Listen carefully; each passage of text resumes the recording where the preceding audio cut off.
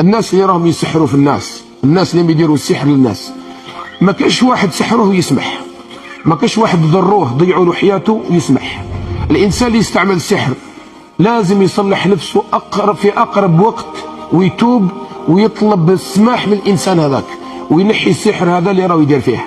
لماذا؟ لان الانسان اللي ضيع له حياته كامل، لا زواج ولا قرايه ولا عمل ولا من اجل السحر نتاعك، كيفاش يسمح لك؟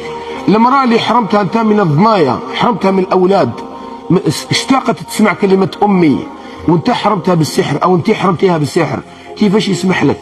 الانسان اللي حياته كامل وهو يتوجع في بطنه والم في راسه ودوران ودوخه واشياء كبيره يعيشها مسكين انسان، هذه الحياه لا نوم هنيئه ولا حياه هنيئه، يشعر بمقت في حياته، ما يسمح لك الانسان الذي فرقت بينه وبين زوجه بالسحر، ما يسمح لك